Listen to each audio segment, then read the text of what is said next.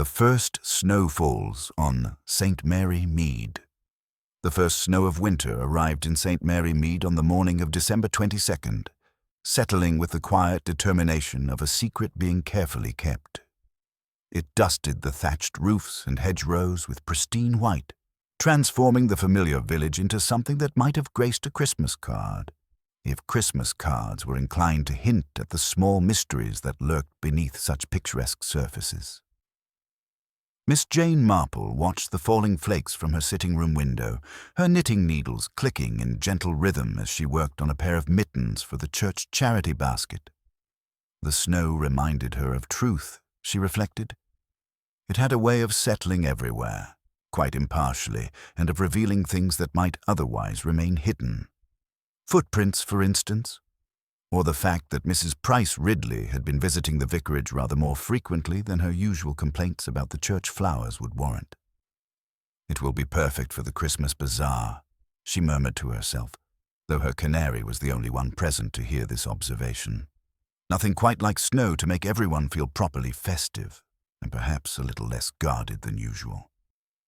The annual St. Mary Mead Christmas Bazaar was indeed the village's crown jewel of seasonal celebration, held each year in the parish hall with all the ceremony and competitive spirit that such occasions demanded. This year, however, promised to be particularly memorable, for Mrs. Dolly Bantry had instituted what she grandly termed the Great Holly Wreath Competition, with a genuine silver cup donated by Colonel Melchett as the prize. The competition had stirred the village into a frenzy of creative ambition that would have been impressive if it hadn't been quite so ruthless. Mrs. Price Ridley had been observed making secretive trips to London for what she mysteriously called special supplies. Miss Lavinia Pinkerton, the retired schoolmistress, had been spotted gathering holly from the churchyard at dawn, with the dedication of a woman on a sacred mission. Even young Dr. Geoffrey Crail had entered, though his motives seemed less concerned with winning than with impressing someone, though exactly whom remained a subject of village speculation. Miss Marple had entered as well, naturally. Her wreath was a modest affair of holly from her own garden, decorated with pine cones and a simple red ribbon. She suspected it would not win any prizes, but that had never been the point. The real fascination lay in observing her neighbors as they revealed themselves through their creations and their competition. The gathering storm. By 3 o'clock, when Miss Marple made her way through the gently falling snow to the parish hall, the atmosphere was already thick with more than just the scent of mince pies and mulled wine. The hall had been transformed into a winter wonderland of competing visions, each wreath displayed on its own small table with a card bearing the creator's name. Mrs. Price Ridley's entry dominated the far end of the hall, an enormous construction of imported holly and what appeared to be genuine gold ribbon, adorned with tiny bells that chimed softly whenever anyone walked past. It was, Miss Marple noted, rather like its creator, impressive, expensive, and impossible to ignore. Near the tea table stood Miss Pinkerton's contribution, a precise and scholarly arrangement that demonstrated her knowledge of traditional Victorian Christmas customs. Every element was historically accurate, from the specific variety of holly to the exact shade of red ribbon prescribed by Mrs. Beeton herself. But it was the third entry that had drawn the most attention and whispered commentary. Mrs. Clarissa Vane, the newest resident of St. Mary Mead, had created something that was less a traditional wreath than a work of art. Twisted branches of silver birch formed an intricate spiral, threaded through with holly and ivy, and decorated with what appeared to be antique lace and small, pearl-headed pins, arranged in patterns that suggested some deeper meaning. Mrs. Vane herself stood beside her creation, accepting compliments with the gracious smile of someone accustomed to being admired. She was a handsome woman in her early 40s, with dark hair and intelligent eyes, who had taken the lease on Gossington Cottage after what she had described to the vicar as a difficult period following her husband's death. The village had been cautiously welcoming, though Mrs. Price Ridley had made several pointed observations about people who chose to spend Christmas away from family. Miss Marple positioned herself at her usual observation post near the bookstall, where she could watch the ebb and flow of village social dynamics while appearing to browse through donated volumes. Her pale blue eyes, faded though they might be, missed very little as they moved quietly across the crowded hall. She noted the way Dr. Crale's gaze followed Mrs. Vane with the intensity of a man who had discovered something precious and possibly unattainable. She observed the tight set of Miss Pinkerton's mouth as she studied Mrs. Vane's unconventional creation, and the manner in which Mrs. Price Ridley's compliments to the newcomer carried the subtle sting of a woman establishing territorial boundaries. Most interesting of all was the behavior of Mr. Basil Pym, the village solicitor who had reluctantly agreed to judge the competition. Pym was ordinarily a man of comfortable routines and predictable opinions, but today he seemed distinctly uncomfortable, checking his pocket watch repeatedly and starting whenever anyone addressed him directly. The discovery. The judging was scheduled for 4 o'clock, but as the appointed time approached, Mr. Pym appeared increasingly agitated. He had been observed in intense, whispered conversation with Mrs. Vane near the coat closet, and when they separated, both looked pale and shaken. "I do hope Basil isn't coming down with something," Mrs. Bantry confided to Miss Marple as they watched the solicitor fumble with his papers. "He looks positively ill." Miss Marple was inclined to agree, though her experience suggested that illness of the spirit often manifested in much the same way as illness of the body. She was still pondering this observation when young Mary Hill, who helped at the vicarage, approached the coat closet to retrieve her wrap. The scream that followed cut through the festive chatter like a blade through silk. The effect was immediate and dramatic. Every conversation ceased, every head turned toward the small storage room where the coats were kept. For a heartbeat, the entire hall seemed suspended in crystalline silence. Then chaos erupted as everyone rushed toward the source of the disturbance. Miss Marple did not rush. She rose from her chair with deliberate calm and made her way through the crowd, which parted instinctively before her. Years of experience had taught her that first impressions of a crime scene were often the most valuable, and haste rarely improved observation. In the doorway of the coat closet, Mary Hill stood frozen, her hand pressed to her mouth, her eyes wide with shock. Beyond her, visible in the dim light filtering through the small window, a figure lay crumpled among the hanging coats. It was Mr. Basil Pym, and even without approaching closer, Miss Marple could see that the village solicitor would never again worry about punctuality or proper legal procedures. Around his neck, pulled tight with methodical precision, was Mrs. Vane's beautiful holly and ivy wreath, its delicate lace now serving a far more sinister purpose than seasonal decoration. The antique pearl-headed pins that had seemed so artistically arranged now caught the light with an ominous glitter, and scattered on the floor around the body were several of Mrs. Price Ridley's golden bells, their cheerful chiming forever silenced. Miss Marple stood in the doorway, her hands clasped quietly over her knitting bag, and surveyed the scene with the careful attention she might have given to a particularly complex pattern. She noted the position of the body, the arrangement of the coats, and, most particularly, the expression on each face in the crowd behind her. She saw shock, certainly, and horror. But she also saw something else in at least one pair of eyes, a flicker of something that might have been relief, quickly suppressed, but not quite quickly enough for someone who had spent a lifetime studying the small betrayals of human nature. The peaceful routine of St. Mary Mead had been shattered as thoroughly as one of Mrs. Price Ridley's precious golden bells. Murder had come to call, dressed in the innocent garb of Christmas festivities, and Miss Marple suspected that before this particular holiday season ended, more than one carefully kept secret would be brought into the light. As the Reverend Clement hurried to telephone for Dr. Haydock and the police, Miss Marple remained where she was, her mind already beginning to sort through the small details that others would overlook. The competition for the silver cup had ended before it could properly begin, but a far more serious contest was just getting started, one in which the stakes were considerably higher than seasonal bragging rights. In St. Mary Mead, as Miss Marple well knew, the most dangerous mysteries often wore the most innocent faces. For several seconds after the discovery, the parish hall seemed suspended in crystalline silence, as if the very air had frozen along with the falling snow outside.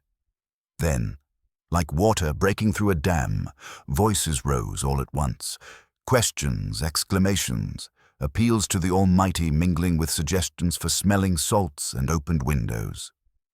It was Miss Marple who restored order, not by raising her voice, but by speaking in that gentle, decided tone which sensible people instinctively obeyed.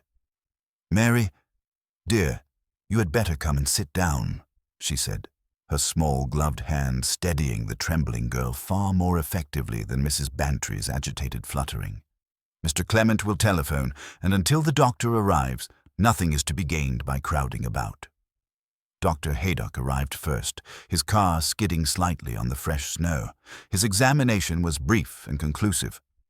"Quite unnecessary to have sent for me," he muttered, more from habit than ill temper. "Been dead some little time. Strangulation, nothing accidental about it." Inspector Slack followed shortly after, bringing with him the particular brand of blunt authority that Miss Marple had observed on previous unfortunate occasions. His eye swept the hall with the skeptical gaze of a man who considered all untidiness, physical or moral, a personal affront. "Now then, if you'll just step back, ladies and gentlemen. No need for everyone to see what there is to be seen." His gaze fell upon Miss Marple, and there was the faintest suggestion of respect in his voice. Past encounters had taught him that the elderly spinster had an unsettling habit of being right. "You saw how he was found, Miss Marple?" "I was standing by the bookstall when Mary opened the door," she replied calmly. "He was quite still. The wreath was already in place." While officialdom organized itself, Miss Marple positioned herself near the tea-urn, where people naturally gravitated in times of distress. It was remarkable how a cup of tea could loosen tongues, even when shock should have sealed them. Mrs. Price Ridley held court near the window, her considerable bosom heaving with barely suppressed excitement. "I always said there was something peculiar about that woman," she announced to anyone within hearing. "Coming here with her artistic pretensions and mysterious past. And now poor Mr. Pym, strangled with her wreath. The symbolism is quite obvious." Miss Marple listened carefully, noting that Mrs. Price Ridley had a talent for being wrong about nearly everything, which could be almost as useful as being right if one simply reversed the conclusions. Across the hall, Mrs. Vane sat alone, her face pale and drawn. Dr. Crail had attempted to approach her twice, only to be waved away with a gesture that suggested she wished to be left alone with her thoughts. Inspector Slack's questioning had been audible enough that half the room had heard him ask about her relationship with the deceased. "Poor thing," Mrs. Bantry murmured, appearing at Miss Marple's elbow. "Having your wreath used for such a purpose. Though I suppose Slack thinks it rather convenient, her being new to the village and all." Miss Marple did indeed know how Inspector Slack's mind worked. His investigations followed the path of least resistance, leading to the most obvious suspect, whether guilty or not. Mrs. Vane was certainly obvious. Too obvious, perhaps. The golden bells troubled her. They had come from Mrs. Price Ridley's wreath, scattered around the body like fallen Christmas ornaments. Yet Mrs. Price Ridley had been visible throughout the afternoon, unless the bells had been taken earlier, or by someone else entirely. Miss Pinkerton approached with tea, her voice lowered conspiratorially. "Mr. Pym had been behaving very strangely these past weeks. I saw him arguing with someone outside the post office last Tuesday. Quite heated it was." This was interesting. Argument suggested conflict, and conflict suggested motive. Inspector Slack was developing his theory now, his voice carrying across the hall. "Clear case of theft gone wrong. Pym's wallet is missing. Probably surprised a vagrant in the cloakroom got strangled with the nearest object." The village breathed a collective sigh of relief. A vagrant, an outsider, was a much more comfortable villain than a neighbor. But Miss Marple had noticed something Slack had missed. Colonel Melchett's heavy overcoat hanging in the closet had been damp on the inside lining, not where snow would settle, but as if someone had worn it while perspiring heavily. Vagrants did not typically enter crowded parish halls, nor did they utilize wire-bound wreaths for silent strangulation. The killer was here, among them, waiting for the police to leave so the real game could begin. The parish hall emptied reluctantly, like guests departing a particularly scandalous dinner party where no one wished to miss the subsequent revelations. Inspector Slack had dismissed most of the villagers after perfunctory questioning, though Miss Marple suspected their whispered conversations in the snowy lane would prove more illuminating than their official statements. She herself lingered, ostensibly to assist with clearing the tea things, but actually to observe who departed with whom and what their manner revealed. Mrs. Price Ridley swept out with her usual coterie, already reshaping the afternoon's events into a narrative, where she had suspected something amiss from the very beginning. Dr. Crail made another futile attempt to speak with Mrs. Vane, only to be rebuffed with a firmness that suggested more than mere distress at being connected to murder. Most telling was the behavior of those who remained. Colonel Melchett, usually the picture of military bearing, seemed unusually flushed and kept adjusting his collar, a nervous gesture Miss Marple recognized from years of observing people under strain. Miss Pinkerton sat rigidly upright, her disapproval of murder in general and Christmas murder in particular written clearly across her features. By evening, Miss Marple had settled into her armchair with her knitting, but her mind was far from the simple pattern taking shape beneath her fingers.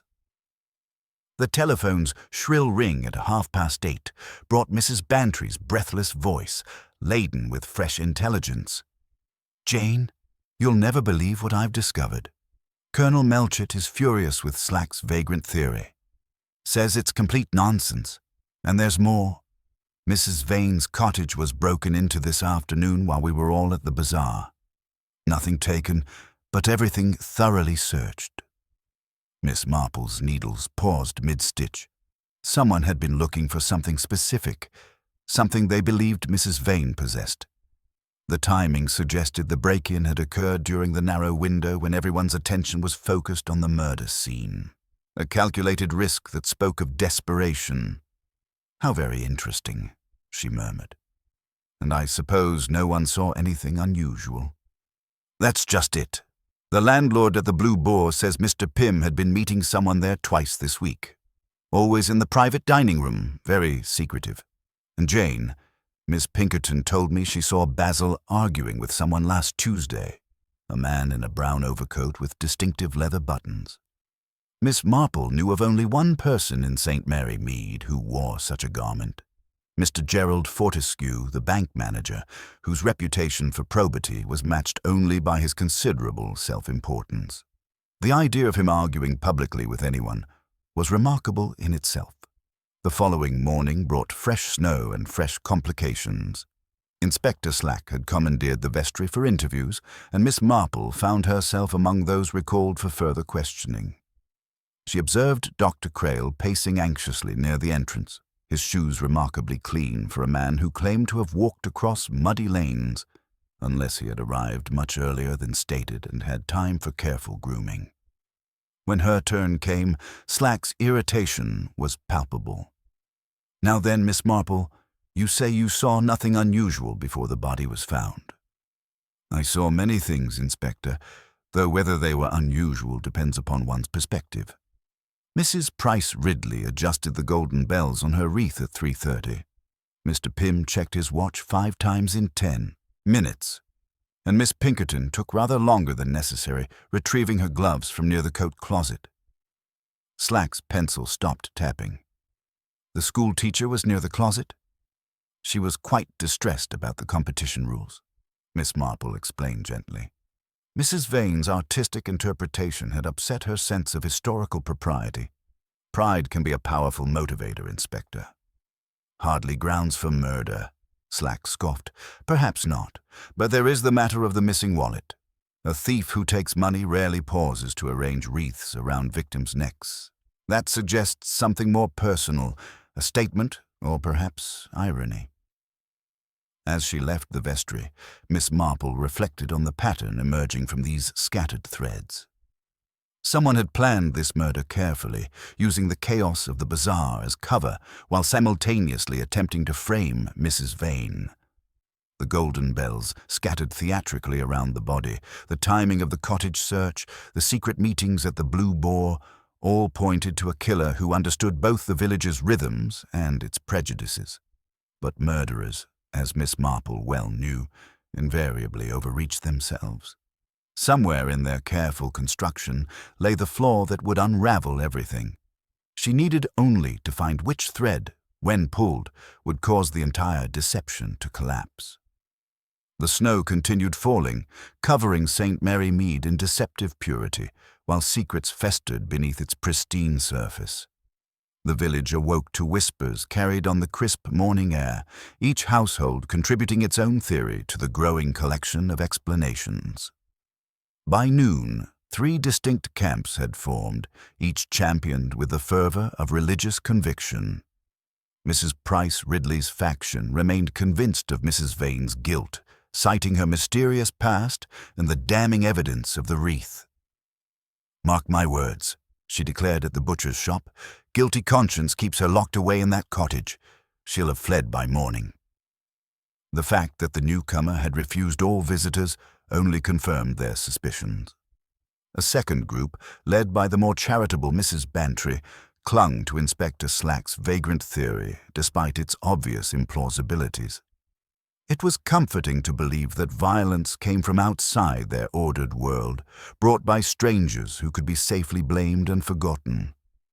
The third faction, smaller but more thoughtful, wondered aloud about Mr. Pym's private affairs, his recent nervousness, his secretive meetings at the Blue Boar, and his argument with Mr. Fortescue suggested complications beyond a simple robbery gone wrong. Miss Marple spent the morning making what she termed necessary calls, ostensibly collecting donations for the Church Restoration Fund. At each stop, she listened more than she spoke, her gentle questions encouraging confidences that direct interrogation would never have elicited. At the vicarage, she learned that Mr. Pym had visited the Reverend Clement 3 days before the bazaar, requesting consultation about matters of conscience. The vicar had been troubled afterwards, though naturally bound by confidentiality. Miss Pinkerton received her stiffly in a sitting room redolent of lavender and disappointment. The retired schoolmistress was clearly agitated, her usual composure fractured by something more than general shock. "I should have spoken earlier," she said abruptly, abandoning pretense about charitable donations. "Mr. Pym handled my modest investments. Last month I requested detailed accounting and received only vague assurances. When I pressed the matter, he became quite defensive." Her hands twisted in her lap. "I mentioned this to Mr. Fortescue, who assured me he would investigate discreetly." This revelation confirmed Miss Marple's growing suspicion that financial irregularities lay at the heart of the matter. The secret meetings, the argument with the bank manager, even the missing wallet, all suggested someone desperate to conceal embezzlement. Her afternoon visit to Mrs. Vane required considerable persistence. The cottage door remained firmly closed to callers, and only Miss Marple's reputation for discretion finally gained her admittance. The woman who answered bore little resemblance to the composed figure from the bazaar. Mrs. Vane's face was drawn, her eyes red from sleeplessness, and the cottage's interior showed clear evidence of the break-in. "They think I killed him," Mrs. Vane said without preamble. "Because of my wreath, because I'm new here, because I spoke with him privately. But I didn't, Miss Marple. I don't believe you did, my dear, but I think you know why someone else might have." Mrs. Vane's composure finally crumbled. "Basil was my husband's solicitor. When Gerald died last year, there were irregularities in the estate. Money that should have been there wasn't. Basil claimed it was poor investments, but I suspected otherwise. I came here to confront him, to demand the truth." "And did he give it to you?" He was terrified. Said he'd made mistakes, borrowed from client accounts intending to replace the funds, but investments had failed. He begged me not to expose him, promised restitution. That's what we were discussing at the bazaar. He was giving me a promissory note." Miss Marple nodded thoughtfully. The killer had taken that note when they searched the cottage, along with any other evidence of Pym's financial misconduct. Someone had murdered him to protect themselves from exposure, then attempted to destroy evidence while framing the convenient newcomer. Later, she encountered Dr. Crale outside the chemist's, looking haggard. "Miss Marple, you don't truly believe Mrs. Vane could have done this?" "I know her. She's gentle, artistic. Besides, Pym was helping her with her husband's estate." "Why were you so anxious to speak with her yesterday, Doctor?" Crale flushed. "I wanted to warn her. Pym had mentioned irregularities in her late husband's papers. He was going to confront someone, but wouldn't say who." A final visit to the parish hall proved illuminating. The police had finished their examination, and Reverend Clement was attempting to restore Christmas spirit to the desecrated space. Miss Marple examined the coat closet carefully. Something glinted in a gap between floorboards. Not a golden bell, but something smaller and more significant. With a knitting needle, she worked the object free. A small mother-of-pearl button, distinctive and elegant. Not from a man's shirt or heavy coat, but from a lady's fine kid glove. The sort worn for formal occasions or for leaving no fingerprints. This tiny object changed everything, suggesting the killer was someone who took care to avoid detection while maintaining appearances of respectability. The circle of suspicion was widening even as the police narrowed their focus, and Miss Marple suspected the truth would prove far more complex than Inspector Slack's tidy theories suggested. The mother-of-pearl button rested in Miss Marple's knitting bag like a small but significant secret, wrapped carefully in her handkerchief alongside a ball of soft grey wool. She had learned long ago that murderers became considerably more careless when they believed all evidence had been collected and properly misinterpreted by the authorities. This particular piece of evidence would remain her private knowledge until the proper moment for revelation arrived. The village attempted to resume its Christmas preparations with determined normalcy, though an undercurrent of unease ran beneath the familiar seasonal rituals. Inspector Slack had spent the morning interviewing Mr. Fortescue at the police station, a conversation that became common knowledge through the efficient network of village gossip before the bank manager had even returned to his office. Miss Marple chose this opportune moment to visit the bank, ostensibly to inquire about a small matter regarding her savings account. The building's usual atmosphere of dignified respectability felt somewhat strained, like a performance continuing despite technical difficulties backstage. Mr. Fortescue emerged from his office looking distinctly rumpled, his usual composure showing signs of wear. "Good afternoon, Miss Marple," he said, attempting a smile that fell considerably short of conviction. "I trust you haven't come to withdraw your funds in a panic over recent events." "Oh, my dear Mr. Fortescue, I never panic," she replied with gentle amusement. "I merely wondered whether, in all this confusion, you had found time to look into Miss Pinkerton's concerns about her investments." The effect was immediate and telling. His expression tightened almost imperceptibly, and she caught the quick, wary glance that suggested her question had struck closer to the mark than he would have preferred. "Miss Pinkerton tends to fuss over every detail," he said, his voice carrying a defensive edge. "Her concerns are largely exaggerated." "So exaggerated that they required a rather heated discussion with Mr. Pym outside the post office?" Miss Marple inquired with the innocent air of someone making polite conversation about the weather. For a moment, Mr. Fortescue simply stared, clearly taken aback by her knowledge of the encounter. That is to say, Basil had made some unfortunate investment choices. I was merely offering advice on possible remedies." The discussion became somewhat animated, nothing more. "And these unfortunate investments," Miss Marple continued as though discussing a disappointing batch of preserves, "affected only his personal finances, or those of his clients as well?" Mr. Fortescue drew himself up with wounded dignity. The bank maintains complete separation from Mr. Pym's private practice. Whatever irregularities may have occurred in his personal affairs, our institution bears no responsibility. His words were carefully chosen, which Miss Marple's experienced ear recognized as the hallmark of someone concealing uncomfortable truths. Fear, she reflected, could make even fundamentally honest people resort to equivocation. Later that afternoon, Miss Pinkerton appeared at her door, clutching her reticule as though it contained state secrets. The former schoolmistress was clearly agitated, her usual rigid composure showing cracks that revealed genuine distress beneath. "I have been reviewing my financial records," she said without preamble, accepting Miss Marple's offer of tea with trembling hands.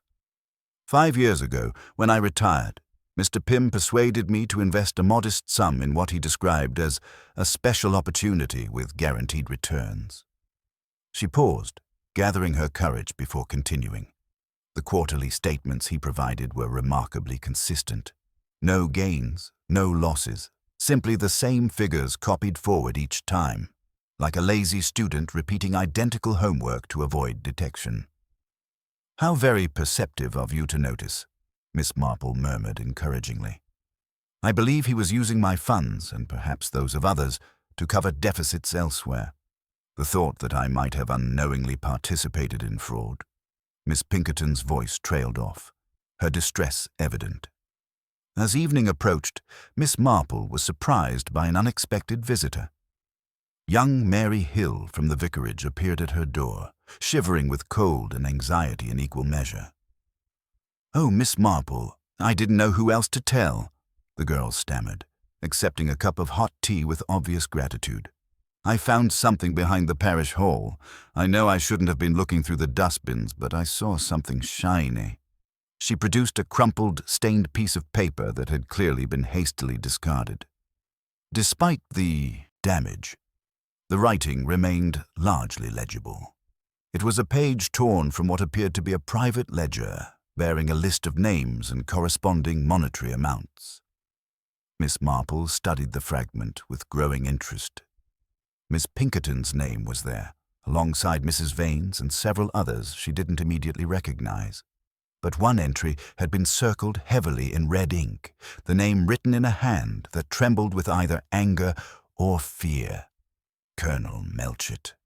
"You were quite right to bring this to me, Mary," Miss Marple said gently, though her mind was racing with the implications. "This suggests that Mr. Pym's financial difficulties were far more extensive than anyone realized." The discovery painted an entirely different picture of the crime. This was not a simple case of theft gone wrong, nor even the desperate act of a single victim seeking justice. The torn ledger page suggested a systematic pattern of embezzlement that had ensnared some of the village's most respected citizens. Someone on this list had decided that murder was preferable to public disgrace and financial ruin. As she carefully folded the paper and placed it beside the mother-of-pearl button in her knitting bag, Miss Marple reflected on the growing complexity of the case. The killer had planned carefully, using the chaos of the Christmas bazaar as cover while attempting to frame the convenient newcomer. But in their haste to destroy evidence, they had made crucial errors. The dropped button, the hastily discarded ledger page, the theatrical scattering of golden bells that suggested panic rather than calculation. The circle of suspects had expanded dramatically, encompassing the very pillars of St. Mary Mead society. Tomorrow would bring new opportunities for observation and, she hoped, the chance to set a small trap that would reveal which of her neighbors had crossed the line from financial desperation to murder. The peaceful village Christmas had become something far more sinister, and Miss Marple suspected the truth, when finally revealed, would shake the foundations of more than one respectable household. Christmas Eve morning arrived with bitter frost that turned St. Mary Mead into a crystalline tableau, each surface glazed with ice that caught the pale winter light like scattered diamonds. The village looked deceptively pure, Miss Marple reflected as she made her careful way along the treacherous lanes, rather like a child dressed in white, who had sticky jam concealed behind its back. Beauty and innocence often mask the most interesting kinds of mischief. Her first destination was Gossington Hall, where she found Colonel Melchett pacing his terrace with the mechanical precision of a man wrestling with uncomfortable thoughts. His usual ruddy complexion had acquired a greyish pallor, and his military bearing seemed forced rather than natural. "Dreadful business, this Pym affair," he greeted her without preamble, clearly grateful for any distraction from his brooding. Slack's still chasing his vagrant theory, though anyone with half a brain can see it's nonsense. "Indeed," Miss Marple agreed gently, "though I suspect the truth may prove more complex than Inspector Slack anticipates. I understand Mr. Pym handled some of your financial affairs." The Colonel's jaw tightened visibly, made a hash of them more like. Lost a considerable sum on some fool Argentine railway scheme, then tried to cover his tracks with creative accounting. "When I discovered the extent of the damage last week, I gave him until Christmas to make restitution or face the consequences." Miss Marple absorbed this revelation with interest. A Christmas deadline created powerful pressure, but it also suggested the Colonel had expected resolution through legitimate means rather than murder. "And Mr. Pym seemed confident he could meet your deadline. Claimed he had leverage over someone who could provide the necessary capital. Sounded desperate, frankly, but I assumed he meant calling in debts from other clients." Leverage. The word settled into Miss Marple's understanding like the final piece of a complex puzzle. Pym had been blackmailing someone to cover his embezzlement, creating a motive far more compelling than simple financial irregularities. Her next call took her to the Fortescue residence, where she found Mrs. Fortescue in a state of barely controlled agitation. The woman's usual composure had cracked entirely, revealing the frightened creature beneath the respectable facade. "Gerald's at the police station again," Mrs. Fortescue said without preamble, her hands twisting a lace handkerchief into knots. "They keep asking about guarantees he provided for Basil's investments. Small favors that grew into something much larger." "And these guarantees," Miss Marple inquired delicately, "were they properly authorized by the bank?" Mrs. Fortescue's silence was answer enough. The woman's eyes filled with tears as she continued, "It started innocently. Gerald felt sorry for Basil, wanted to help a neighbor in difficulty, but the amounts kept growing, and Gerald couldn't bear to admit his mistake." Miss Marple noted the expensive kid gloves lying carelessly on the side table, their mother-of-pearl buttons catching the light. One glove appeared to be missing a button entirely, a small but significant detail that confirmed her growing suspicions. The afternoon brought Dr. Crail to her door, his medical bag abandoned on her doorstep as he accepted her invitation for tea. His haggard appearance spoke of sleepless nights and guilty conscience. "I must tell someone the truth," he said without preamble. "I discovered Pym's fraud against Mrs. Vane's estate 3 weeks ago. When I confronted him, he laughed and threatened to destroy my medical practice if I exposed him. He claimed to have damaging information about other doctors that he could use to discredit me by association. And yet you persisted in your investigation." "I couldn't let him continue robbing a widow. I told him I would expose everything unless he made immediate restitution. That's when he became truly desperate, started talking about having leverage over prominent villagers who would pay handsomely for his silence." The pieces were falling into place with remarkable clarity. Pym had been systematically defrauding clients, using bank guarantees obtained through Mr. Fortescue's misguided kindness. When exposure threatened, he had turned to blackmail, creating a web of complicity that ensnared some of the village's most respected citizens. As evening approached, Miss Marple examined the mother-of-pearl button once more, holding it up to the lamplight. Its iridescent surface seemed to whisper secrets about Christmas Eve visits to coat closets and desperate attempts to retrieve incriminating evidence. The killer had been someone with access to expensive gloves, someone whose presence at the bazaar would occasion no comment, someone desperate enough to kill but disciplined enough to maintain appearances. Tomorrow's Christmas service would bring the entire village together in sacred fellowship, providing the perfect opportunity for her carefully planned revelation. The trap was set, baited with truth and patience, waiting for guilt to betray itself through the small, inevitable gestures that murderers could never quite suppress. St. Mary Mead slept beneath its blanket of deceptive snow, but Miss Marple remained wakeful, her mind working through the final details of a case that would shake the village's foundations before Christmas morning dawned. Christmas morning dawned with crystalline clarity, the kind of bitter brightness that made every sound carry across the frozen landscape with startling precision.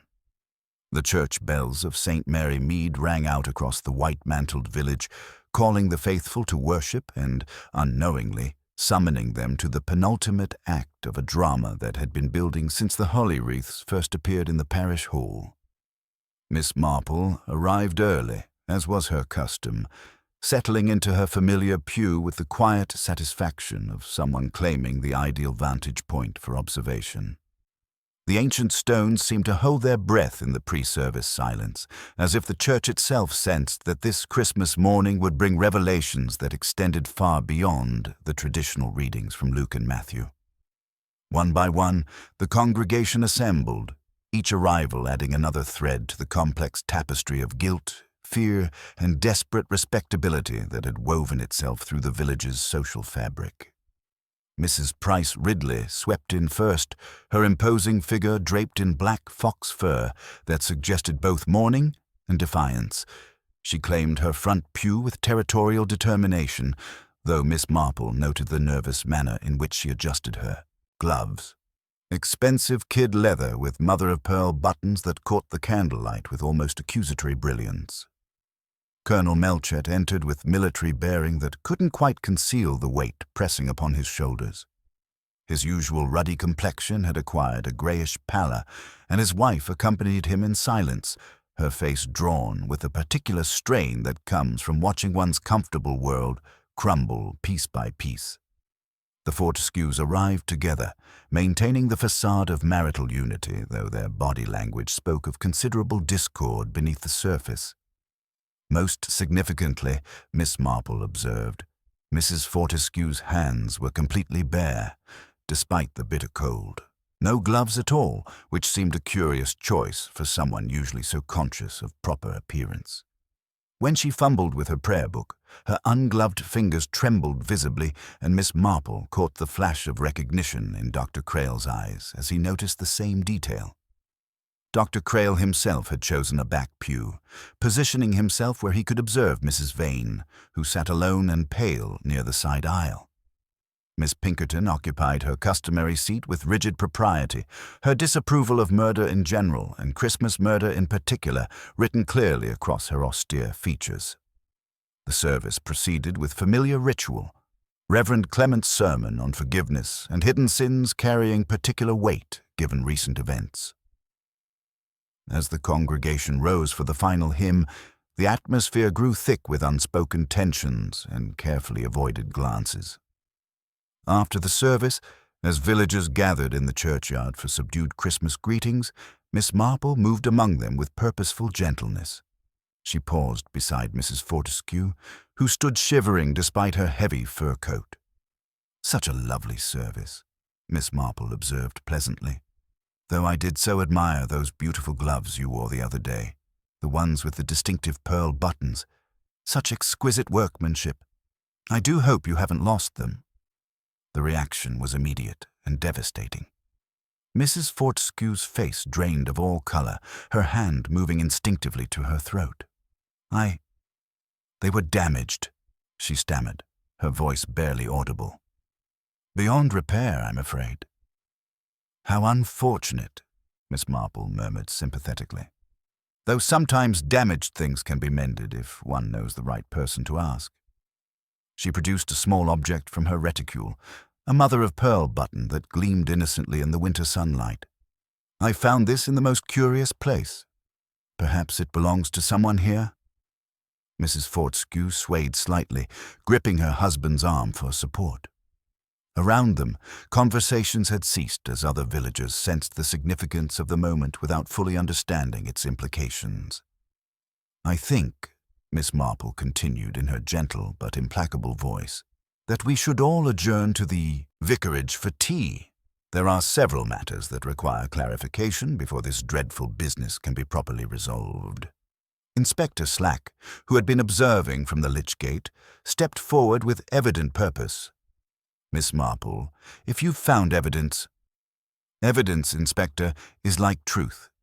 It reveals itself gradually and often in the most unexpected ways, but I believe our Christmas mystery is approaching its resolution. Shall we say 3 o'clock at the vicarage? I think everyone should be present for what promises to be a most illuminating conversation." As the crowd began to disperse, Miss Marple noted who avoided eye contact, who lingered nervously, and who departed with suspicious haste. The trap was set, baited with truth and patience. Soon, very soon, the careful facade of respectability would crumble entirely, revealing the desperate heart that had turned Christmas charity into Christmas murder. The bells continued their joyous peal across the frozen landscape, but their celebration seemed premature.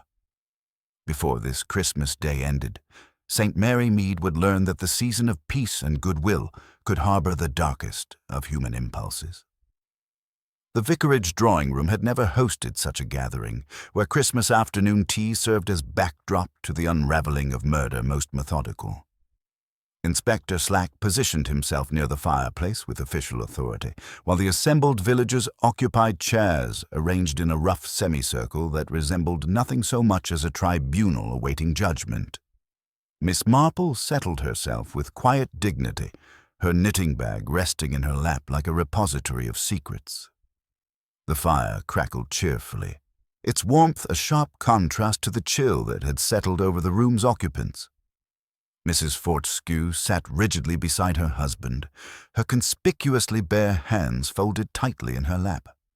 Colonel Melchett stood by the window with military bearing that couldn't quite conceal his discomfort, while Mrs. Vane occupied a chair near the door as if contemplating escape. "I believe," Miss Marple began in her gentle but carrying voice, "that we have all been looking at this matter from the wrong perspective. We have focused on Mr. Pym's embezzlement as though it were a recent development, when in fact it was merely the final act of a much longer drama." She reached into her knitting bag and produced a small object that caught the afternoon light. This mother-of-pearl button was found wedged between the floorboards of the coat closet directly beside where Mr. Pym's body lay. It came from a lady's glove, expensive kid leather of the sort worn by someone conscious of social position. Mrs. Fortescue's sharp intake of breath was audible in the silence that followed.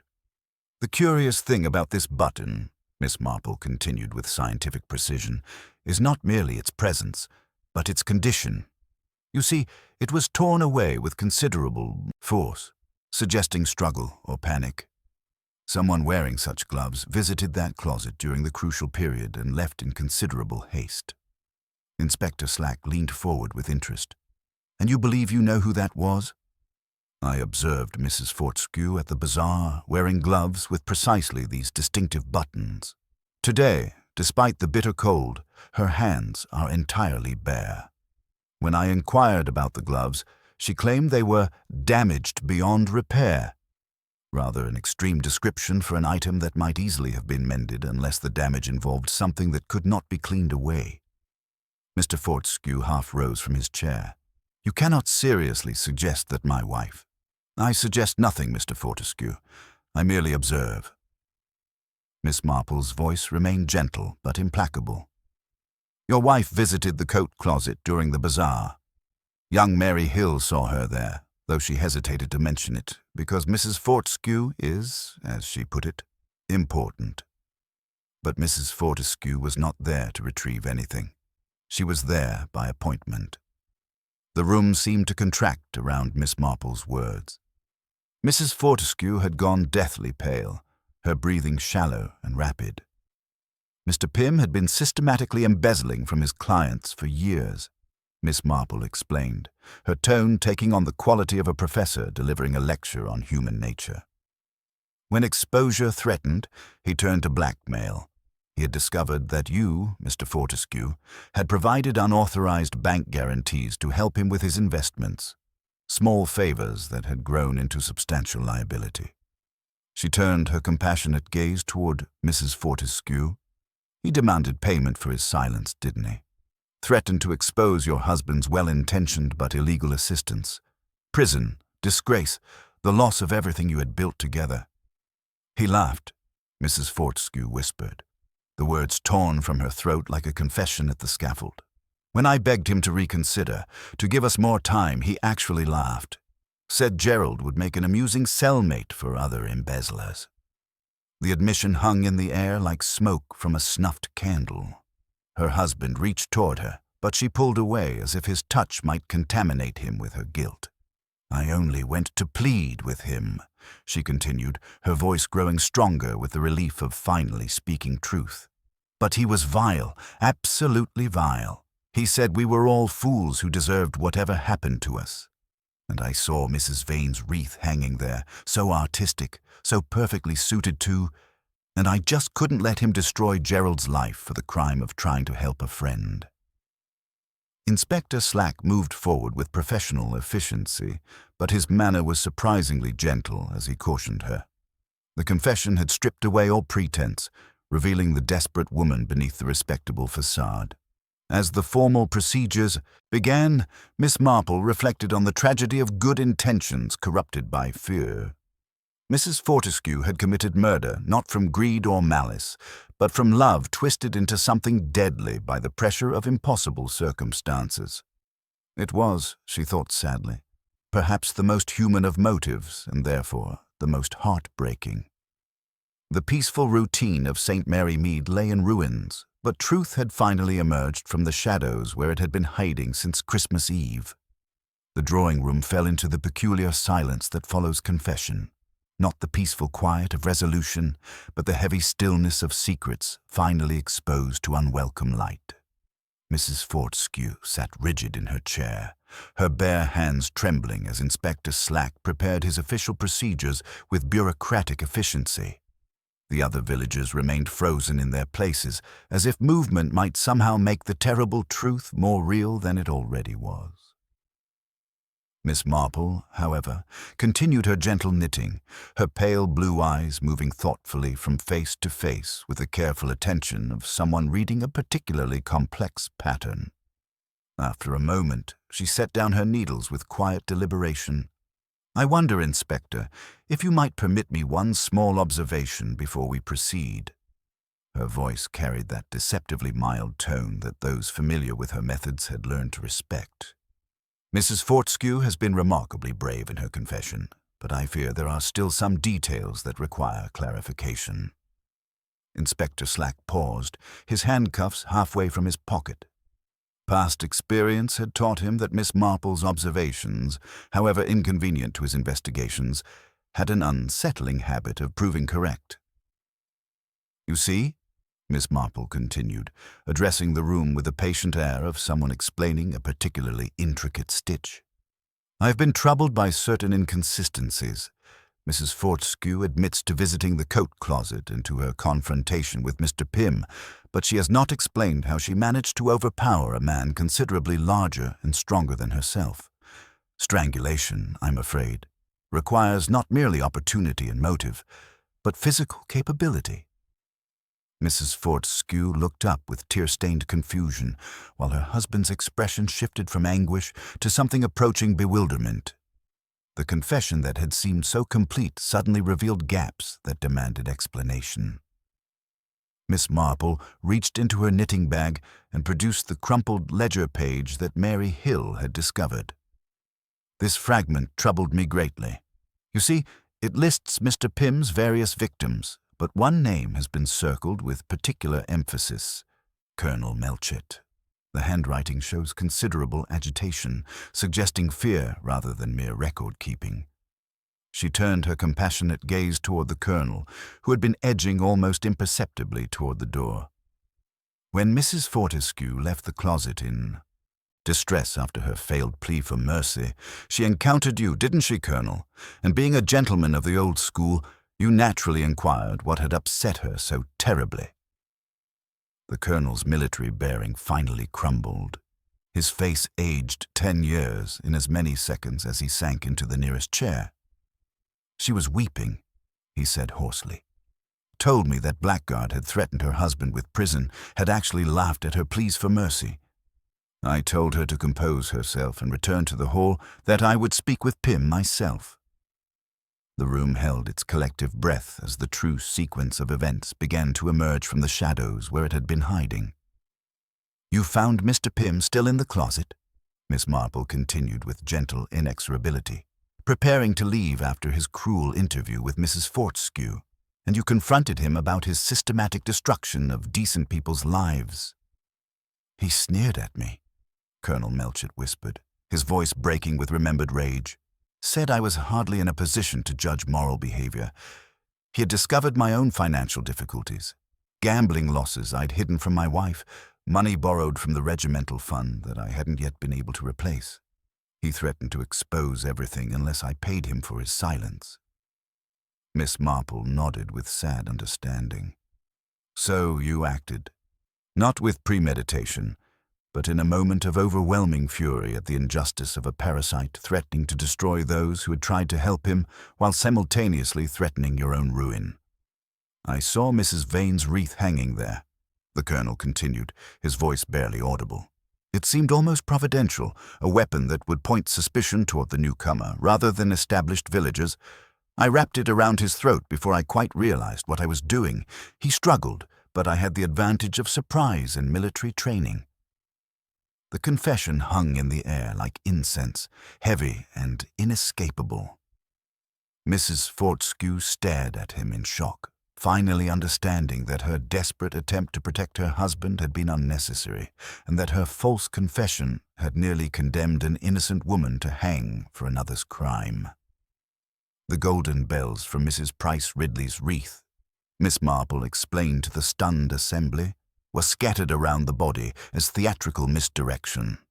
The colonel hoped to confuse the investigation by suggesting multiple suspects. Then he slipped out through the side door, hanging his overcoat carefully in the closet where the dampness from perspiration would dry unnoticed among the other garments. Inspector Slack cleared his throat with professional awkwardness. Colonel Melchett, I must caution you that anything you say— Yes, I understand the procedure, the colonel interrupted, rising with dignity restored by confession. I regret nothing except that innocent people nearly suffered for my actions. Mrs. Fortescue, please forgive me for not speaking sooner when I saw you prepared to sacrifice yourself. Mrs. Fortescue, released from the burden of false guilt, simply nodded through fresh tears. Her husband gathered her into his arms with fierce protectiveness, murmuring reassurances that they would weather whatever consequences arose from his unauthorized bank guarantees. Problems that now seemed insignificant compared to the tragedy they had all witnessed.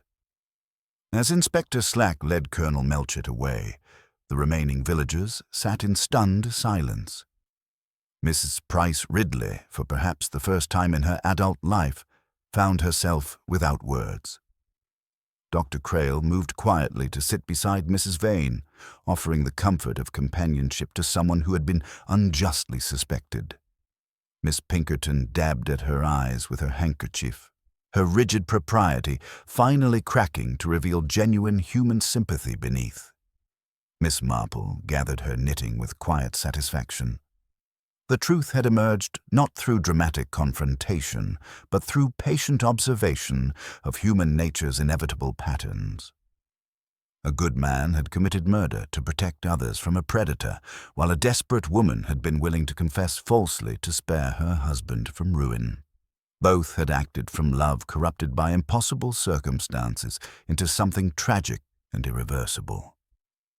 The Christmas bells continued their celebration across the frozen landscape of St. Mary Mead, but their joy seemed hollow now, echoing over a village that had learned uncomfortable truths about the depths of desperation that could lurk beneath the most respectable surfaces. The peaceful routine of village life lay in ruins, its innocence stripped away like snow melting under harsh sunlight. As the vicarage slowly emptied of its traumatized guests, Miss Marple reflected on the terrible mathematics of human weakness. One man's greed had created a web of blackmail and desperation that had ultimately cost him his life.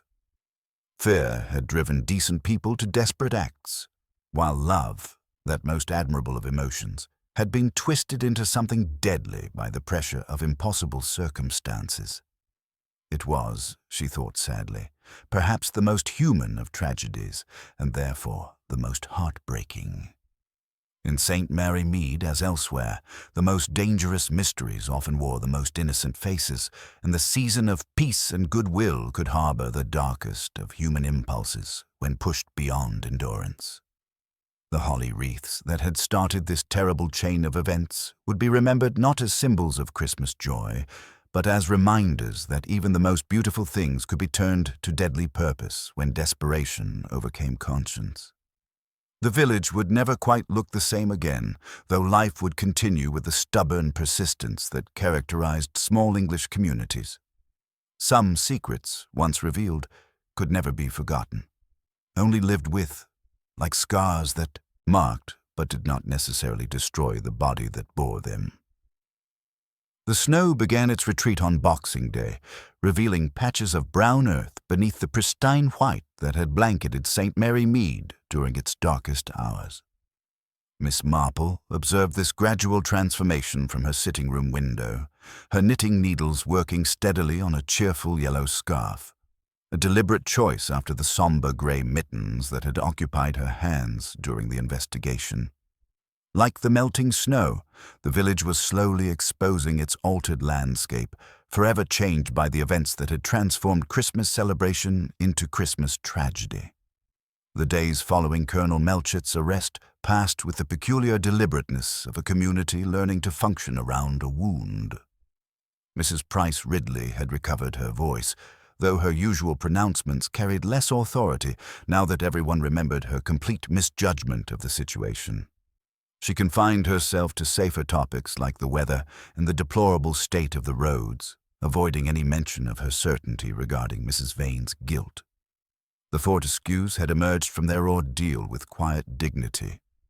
Mr. Fortescue's resignation from the bank had been accepted with understanding rather than censure, the directors recognizing that his unauthorized guarantees stemmed from misguided kindness rather than criminal intent. Mrs. Fortescue, freed from the shadow of blackmail that had nearly driven her to false confession, had thrown herself into charitable works with newfound humility that made her considerably more approachable than in her previous incarnation as social arbiter. Mrs. Vane's transformation from suspected murderess to sympathetic victim had been complete and dramatic. Dr. Crale's attentions, previously rebuffed by a woman too distressed to accept comfort, were now welcomed with cautious warmth. The village, perhaps feeling collective guilt over their hasty judgment, had embraced her with enthusiasm that bordered on overcompensation. On the third day after Christmas, Miss Marple received an unexpected visitor that provided the most poignant insight into the tragedy's human cost. Mrs. Melchett arrived looking years older, her face bearing the particular exhaustion that comes from reconstructing one's entire understanding of a shared life. "I needed to thank you," she said without preamble, accepting tea with hands that trembled slightly, "for ensuring that the truth emerged before Mrs. Fortescue paid for something she didn't do, for making certain that my husband's actions, however terrible, were understood in their proper context." Miss Marple poured with practiced grace, allowing silence to provide the space that words sometimes could not fill. Mrs. Melchett continued in a voice that broke only slightly. "He wrote from the police station, explaining everything, the gambling debts, the borrowed regimental funds, the desperate fear of exposure. He said he had planned to confess to me on Christmas Day, to face the consequences together. But then Mr. Pym threatened everything we had built, threatened innocent people like the Fortescues, and something inside him simply broke." She met Miss Marple's compassionate gaze directly. "I should hate him for the lies, for the murder itself, but I find I cannot. Is that terribly weak of me?" "It is human," Miss Marple replied gently. "Love does not evaporate simply because we discover imperfection in those we care for. Your husband committed a terrible act while trying to protect others from a predator who systematically destroyed lives for profit. That provides context, though it cannot excuse murder." After Mrs. Melchett departed, Miss Marple returned to her garden, taking advantage of the mild afternoon to prune her rose bushes. The physical work complemented her mental reflections, the removal of dead wood necessary for encouraging new growth, not unlike the painful revelations that had cleansed the village of festering secrets. Reverend Clement paused by her gate, his face showing the strain of ministering to a flock that had lost a prominent member to murder. "A sad business, Miss Marple, though I suppose truth is always preferable to deception, however painful." "Indeed, Vicar," she replied, snipping a stubborn branch. "Like a garden, a community cannot flourish when rot spreads beneath the surface. Mr. Pym's poison was affecting the village long before his death." Later, over tea with Mrs. Bantry, her friend voiced the question that haunted them all. "What I find most frightening is how normal everything appeared, the bazaar, the wreaths, the carols, underneath such terrible desperation." "That is evil's nature, Dolly," Miss Marple observed, her needles clicking rhythmically. "It rarely announces itself dramatically. Often it arrives quietly, wearing familiar faces, sitting beside us in church. It thrives on secrets and fears." She paused thoughtfully. "But goodness is quiet too. Mrs. Fortescue's willingness to sacrifice herself, Dr. Crale's protection of Mrs. Vane, even the Colonel's final confession to save an innocent woman, these too are human nature. We must remember that, or despair would overtake us." As evening settled over St. Mary Mead, Miss Marple reflected that the Holly Wreath murders were concluded. The dead were buried, the guilty punished, the innocent exonerated. Life would continue with its stubborn persistence, incorporating even murder into the fabric of village memory, until it became simply another story told over tea. Human nature remained the greatest mystery, endlessly complex, frequently disappointing, but occasionally capable of unexpected grace.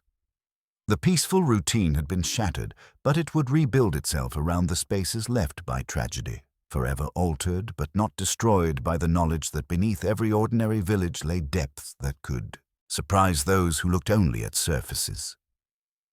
The winter that followed the Holly Wreath murders settled over St. Mary Mead like a period of necessary convalescence, the village drawing into itself while wounds slowly healed beneath the surface.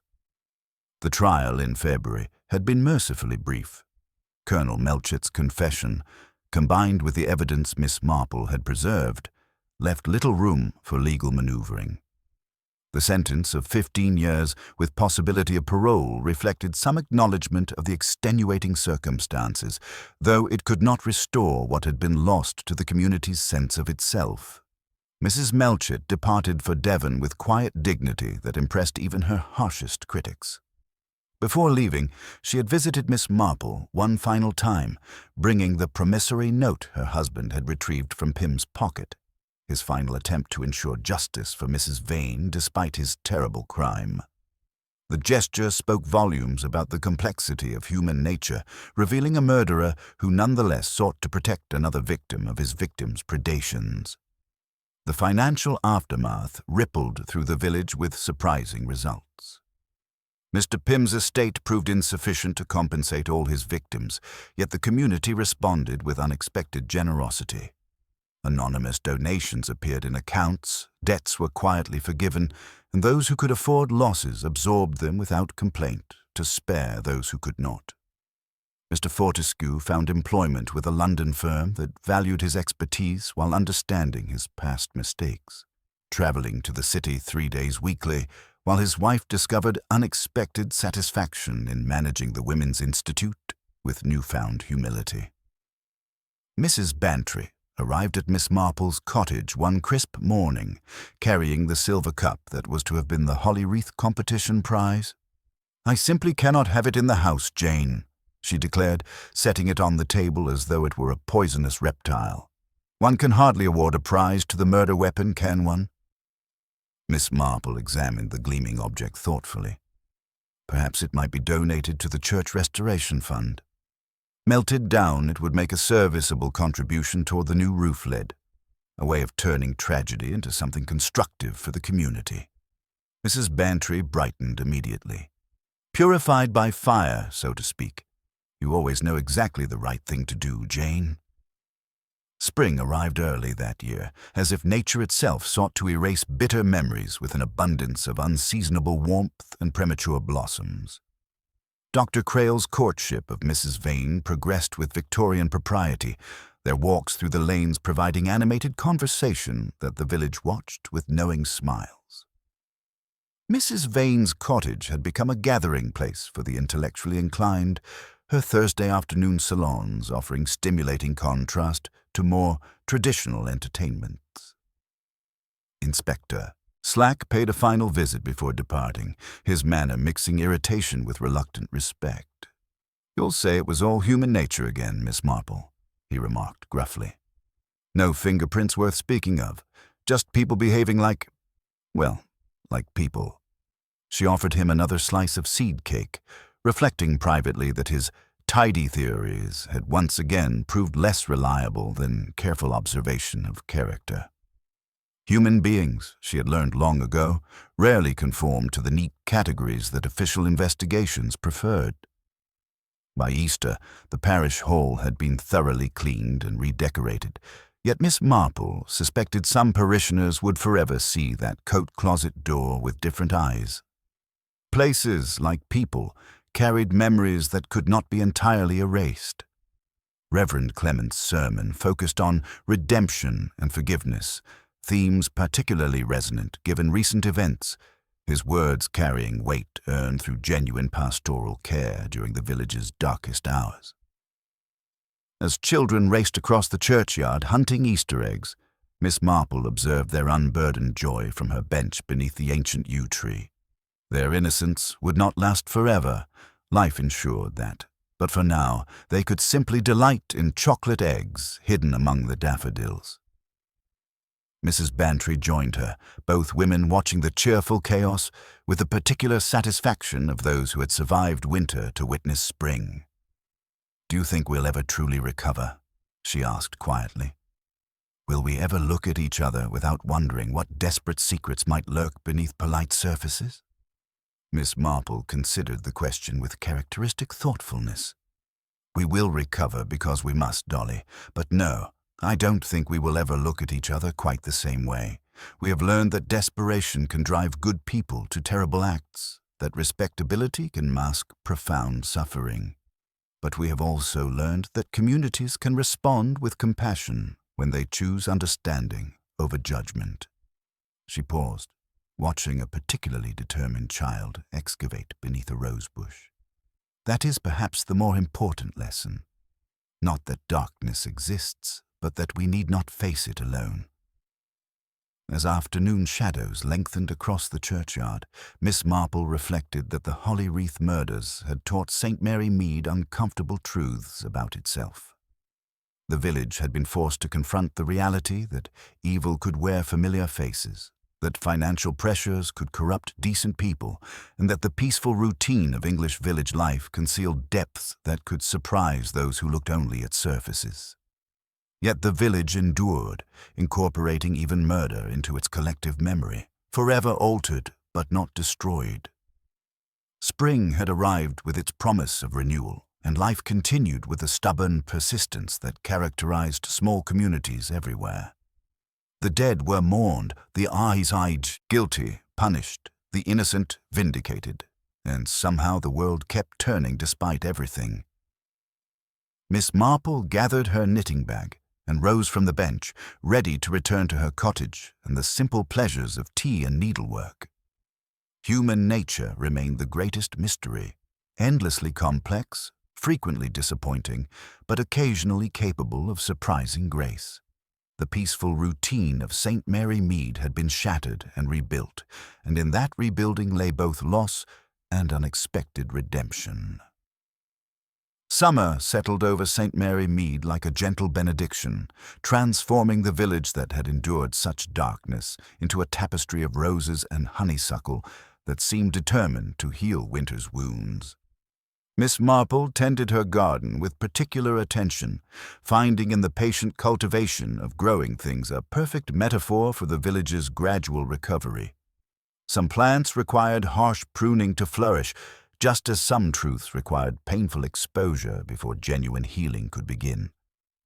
The engagement announcement of Dr. Crail and Mrs. Vane had surprised no one who had observed their increasingly frequent walks through the countryside.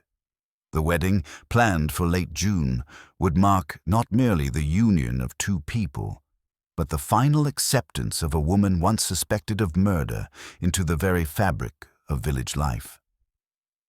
Mrs. Price Ridley had graciously offered her garden for the reception, an olive branch that spoke volumes about her own transformation from harsh judgment to something approaching Christian charity.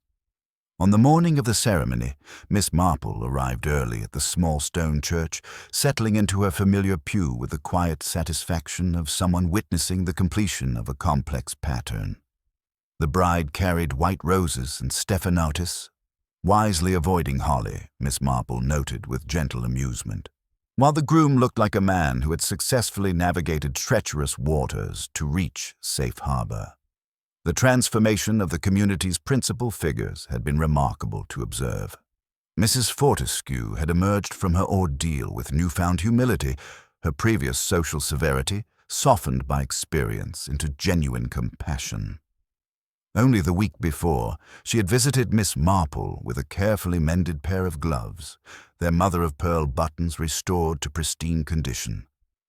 "I thought it important to repair what could be repaired," she had said simply, setting them on the table. "One cannot undo the past, but one may approach it with decent honesty." Miss Pinkerton, her investments partially restored through anonymous donations from guilty consciences, had developed an unexpected friendship with the bride. Their Thursday afternoon discussions of literature provided spirited entertainment for those fortunate enough to attend, proving that shared intellectual curiosity could bridge the gap between suspicion and acceptance. Most poignant had been the letter from Mrs. Melchett in Devon, where she cared for an elderly aunt while her husband served his sentence. She wrote of monthly visits, their conversations gradually reconstructing a relationship founded now on truth rather than comfortable deceptions. The colonel was teaching other inmates to read, finding unexpected purpose in education that might prevent the desperate circumstances leading to his own downfall. The silver cup that was to have crowned the holly wreath competition had been melted down, its metal transformed into new lid for the church roof. During summer storms, Miss Marple had stood in the sanctuary, listening to rain drumming overhead, reflecting that tragedy had been literally transformed into shelter for the community. It seemed an entirely appropriate metaphor for what the village had accomplished. At the wedding reception, held in the vicarage garden under golden afternoon light, Miss Marple found herself seated beside Miss Pinkerton, who shared a remarkable revelation. Mr. Pym, dreadful as he was, apparently used some of his ill-gotten gains to support an invalid sister in Scotland. I received a letter from her solicitor yesterday. This added yet another layer to the complex portrait of human frailty. A blackmailer who supported family, a murderer who confessed to save innocence, a village that condemned, then forgave. As evening approached and the celebration began to disperse, Miss Marple walked home slowly through the twilight.